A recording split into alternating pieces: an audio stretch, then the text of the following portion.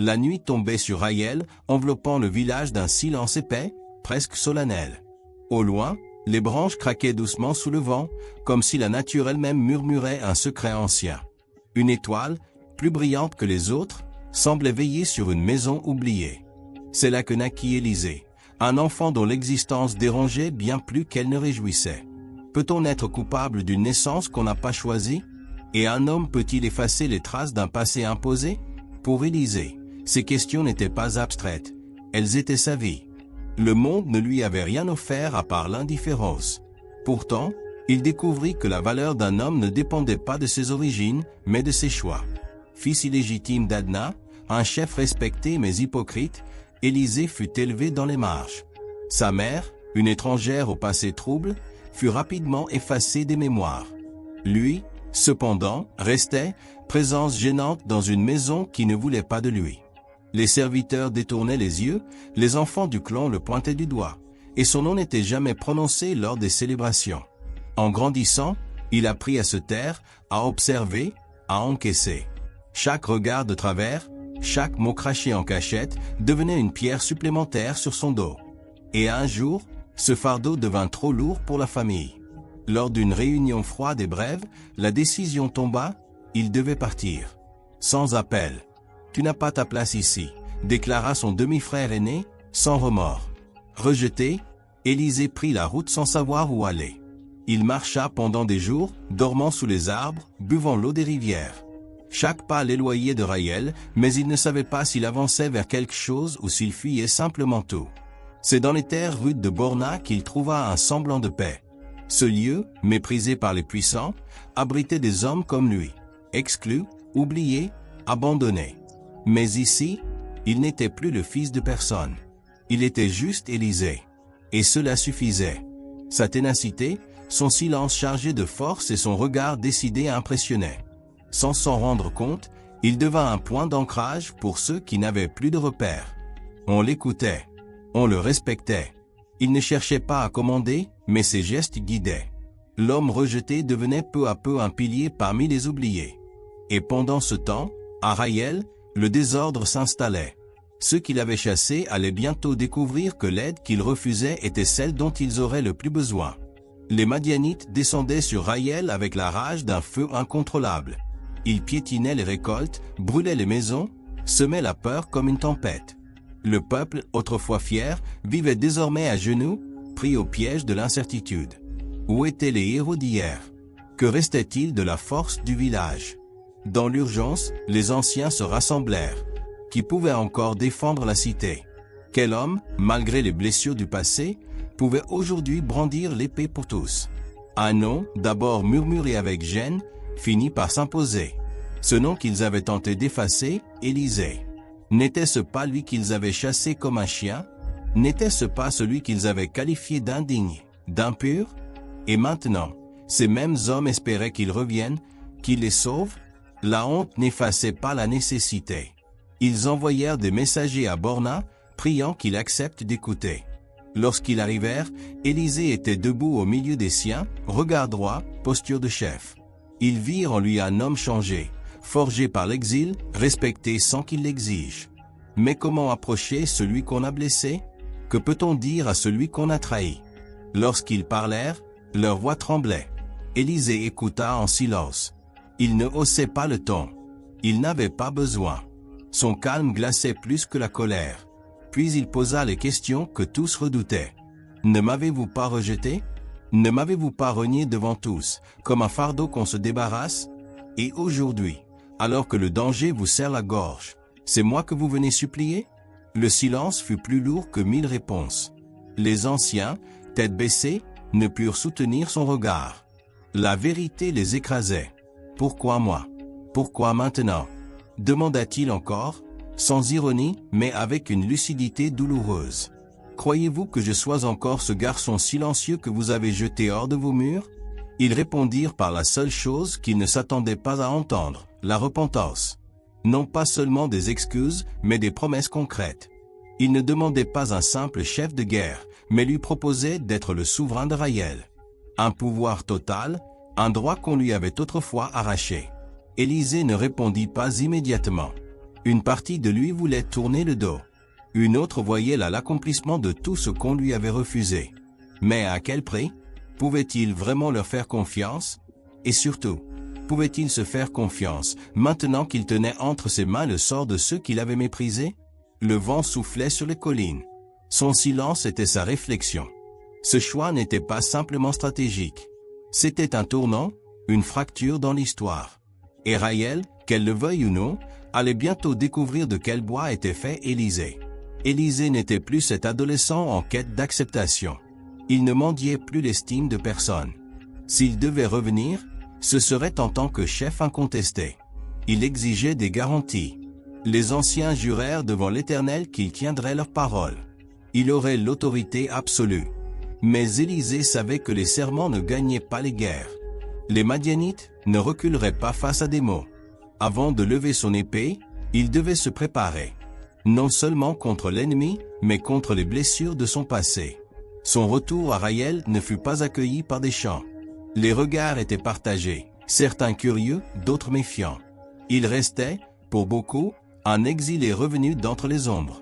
Mais il ne cherchait ni l'amour du peuple ni la reconnaissance. Ce qu'il voulait, c'était la victoire. Avant de verser le sang, il tenta la voie diplomatique. Il envoya des émissaires au roi des Madianites avec un message clair. Il ne parlait pas en mendiant la paix, mais en homme de raison. Il rappela que ces terres n'avaient jamais appartenu aux Madianites. Elles avaient été données à son peuple par Dieu lui-même, après la chute des Cananéens. Pourquoi réclamer ce qui ne vous a jamais appartenu? Disait la lettre. Un message ferme, ancré dans l'histoire et la justice. Mais le roi refusa d'écouter. Aucune négociation. Il choisit la guerre. Élisée ne fut pas surpris. Il hocha simplement la tête. C'était inévitable. Le combat allait commencer. Il se tourna vers ses hommes, ceux qui avaient été rejetés comme lui. Ils n'étaient pas des soldats entraînés. Mais ils étaient endurcis, affamés de justice. Et surtout, unis. Les préparatifs furent rapides. Les armes s'aiguisèrent. Les stratégies furent décidées. Mais avant le lever du jour, Élisée s'éloigna seul. Il avait besoin de silence. Il savait que cette guerre n'était pas qu'une bataille pour la terre. C'était un affrontement pour sa dignité, pour la mémoire de ceux qu'on avait oubliés. Sous un ciel sombre, il s'agenouilla. Les poings serrés, le front contre le sol, il pria. Une prière simple, mais lourde. Et dans cet instant de foi intense, il fit un vœu. Si tu me donnes la victoire, Seigneur, je te sacrifierai ce qui sortira en premier de ma maison à mon retour. Il ne réfléchit pas aux conséquences. Ce vœu sortit de son cœur, sans calcul. C'était un acte de foi, brut, sincère, mais dangereux. Lorsqu'il se releva, ses yeux étaient différents. Il n'y avait plus d'hésitation. Élisée était prêt. Prêt à affronter l'armée ennemie. Prêt à défendre son peuple. Prêt à sceller son destin. Mais ce qu'il ignorait, c'est que la véritable épreuve l'attendait. Non pas sur le champ de bataille, mais à la porte de sa propre maison. Que se passe-t-il lorsque les paroles ne suffisent plus? Quand la guerre devient-elle la seule réponse possible? Les Madianites ne voulaient ni traité ni dialogue. Leur message était net. Ils réclamaient la terre, la domination, la soumission. Rien de plus. Rien de moins. Un seul homme peut-il vraiment changer le sort d'un peuple? Le commandement est-il une grâce ou un fardeau? Pour Élisée, c'était un poids quotidien, une croix silencieuse. Il savait que mener la guerre ne signifiait pas seulement vaincre, mais aussi accepter ce qu'il faudrait sacrifier pour y parvenir. Il accueillit la nouvelle avec calme, sans montrer d'émotion. Mais son esprit s'agitait déjà. Il connaissait ses ennemis, il connaissait ses hommes. La force seule ne suffirait pas. Il fallait plus. Il fallait la faveur du Très-Haut. La veille de la bataille, Élisée s'éloigna du camp. Il chercha le silence, le ciel, la vérité. Ce combat n'était pas pour la gloire ou le territoire. C'était une épreuve spirituelle. Là, seul, à genoux dans la poussière, il leva les yeux et fit un vœu solennel. « Si tu me donnes la victoire, Seigneur, murmura-t-il, je te sacrifierai ce qui sortira le premier de ma maison à mon retour. » Des mots simples. Un serment irrévocable. Prononcé avec foi, mais sans mesurer les conséquences. Ce qu'il offrait, c'était plus qu'un geste de piété. C'était son avenir, sans le savoir. Le matin arriva. Élisée rassembla ses hommes. Ils n'étaient plus des exclus, mais des guerriers. Leur regard était dur, leur volonté inébranlable. Ils n'avaient rien à perdre, seulement une cause à défendre. En face, l'armée madianite les attendait, nombreuse, confiante, brutale. Mais ce jour-là, ils ne faisaient pas face à un simple commandant. Élisée n'était plus un exilé. Il était devenu un général inspiré, un homme façonné par la souffrance et la foi. Sa présence suffisait à galvaniser les cœurs. Il leva son épée. Aucun mot n'était nécessaire. Le silence fut rompu par le fracas du combat. Le choc fut terrible. Les Madianites, supérieurs en nombre, furent surpris par la discipline, la rage et la stratégie d'Élisée. Chaque attaque était précise. Chaque décision, rapide.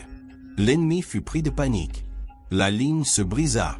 En quelques heures, la terre fut libérée. Le peuple, témoin de la victoire, sortit de l'ombre. Les cris de douleur laissèrent place aux acclamations. Raïel, autrefois courbé sous la peur, se redressa enfin. Le nom d'Élisée résonna comme celui d'un sauveur. Il ne cherchait ni statut ni char. Il voulait seulement accomplir sa mission. Et il l'avait fait. Mais au fond de lui, il n'avait pas oublié. Le vœu brûlait encore dans sa mémoire. Car, au-delà du champ de bataille, l'épreuve la plus douloureuse l'attendait encore. Alors que les cris de joie résonnaient encore dans le camp, Élisée restait immobile, le regard perdu au loin. À quoi sert la victoire quand le cœur est enchaîné à un serment? Quelle paix peut trouver un homme qui marche vers une promesse impossible à oublier? Il le savait, il avait juré devant Dieu. Et aucun triomphe ne pouvait effacer cela. À son retour, le village l'accueillit avec des chants, des danses, des visages illuminés par l'espoir. Mais plus il approchait de sa maison, plus son cœur se serrait. Il priait en silence que ce ne soit pas elle. Mais quand la porte s'ouvrit, le monde s'arrêta. C'était sa fille. Sa seule fille. Elle courait vers lui, les bras grands ouverts, un sourire éclatant sur le visage. Elle dansait, inconsciente du poids qui allait s'abattre sur elle. Comment pouvait-il supporter une telle ironie? Quel père pouvait survivre à ce genre de douleur? Élisée tomba à genoux. « Ma fille, tu es ma joie, mais aussi mon chagrin le plus profond, murmura-t-il, la voix brisée. J'ai fait une promesse que je ne peux trahir. Devait-il rompre son vœu pour sauver ce qu'il aimait le plus? Ou tenir sa parole au prix de sa propre âme? Est-ce que Dieu exigeait un tel sacrifice? Était-ce foi ou folie? La jeune fille ne pleura pas. Dans ses yeux brillait une maturité surprenante. Si tu as promis quelque chose au Seigneur, accomplis-le, dit-elle doucement. Mais accorde-moi 2 mois pour pleurer mon destin dans les montagnes. Il accepta. Durant ces 2 mois, elle partit avec ses compagnes. Chaque jour était un adieu. Un silence lourd, une absence qui annonçait l'irréversible. Quand elle revint, elle ne tremblait pas. Elle était prête. Le vœu fut accompli. Et le village, autrefois plein de chants, s'enveloppa de silence. La guerre était finie, mais le cœur d'Élisée était à jamais brisé. Mais la paix ne dura pas. La tribu de Manassé, jalouse, arriva armée. Pourquoi ne nous as-tu pas appelés pour combattre? Lancèrent-ils. Tu as cherché la gloire seule. Maintenant, tu paieras. Pourquoi les hommes veulent-ils partager la gloire, mais jamais le poids du combat? Où étaient-ils quand le danger menaçait? Élisée les regarda avec mépris. Quand nous vous avons appelés, vous n'avez pas répondu. J'ai combattu seul, parce que personne n'est venu. Et maintenant, vous réclamez un honneur que vous n'avez pas mérité? Le conflit dégénéra en guerre civile. Des frères s'entretuèrent. Le sang coula, encore. Élisée gagna, mais chaque victoire pesait davantage. Combien d'ennemis devait-il affronter? Combien de pertes pour maintenir la paix? À la fin, il resta debout. Chef, vainqueur, juge. Mais aussi homme meurtri. Les cicatrices de son passé ne guériraient jamais. Qu'est-ce qui fait un vrai chef? Est-ce la gloire que les autres voient ou le fardeau qu'il porte seul dans l'ombre? Pour Élisée, la réponse à toutes ces questions se lisait dans les cicatrices qui couvraient son corps, et surtout, dans celles que personne ne voyait. Il gouverna pendant 6 années. Une paix apparente régnait sur Raïel, mais à l'intérieur de lui, la guerre n'avait jamais cessé. La menace madianite avait disparu. Le conflit avec Manassé était apaisé. Pourtant, le silence de son foyer parlait plus fort que les chants de victoire. Il était un héros pour les autres, mais dans son miroir, il ne voyait qu'un homme brisé par un vœu irréversible, prisonnier d'une promesse faite dans l'angoisse.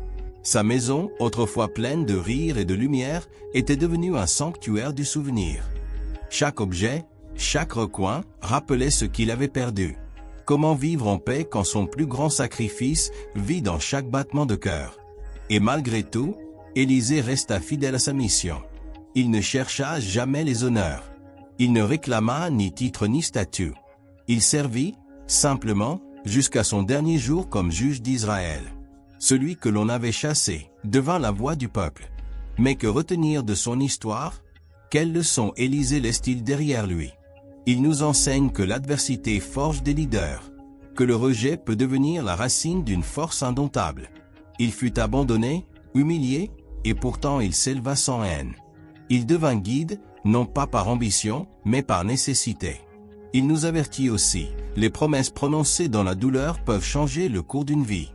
Même les vœux les plus sincères peuvent demander plus qu'on ne peut offrir. Le zèle mal dirigé, même dans la foi, peut coûter ce qu'on a de plus précieux. Et surtout, son parcours dévoile la profondeur du mystère divin. Dieu ne choisit pas selon les apparences. Il appelle ceux que le monde rejette et leur donne une mission que peu comprendraient. Élisée marcha entre lumière et ténèbres, loué et isolé, victorieux mais meurtri. Sa fin n'effaça pas son impact. Son nom resta dans les récits, dans les prières, dans les cœurs. Il devint un symbole, pas de perfection, mais de vérité, d'humanité, de foi douloureuse mais réelle. Qu'est-ce qui fait la grandeur d'un homme? Est-ce le regard des autres? Ou la façon dont il affronte les tempêtes silencieuses de l'âme? Élisée nous rappelle que chaque souffrance peut porter du sens, que chaque épreuve, si elle est vécue avec foi, laisse une empreinte éternelle, et que, même dans les décisions les plus tragiques, Dieu peut révéler une vérité plus grande. Si cette histoire vous a touché, partagez-la. Il y a toujours une leçon à découvrir, une foi à raviver, un cœur à consoler. Merci d'avoir suivi ce récit. À très bientôt pour une nouvelle histoire de foi, de courage et d'espérance.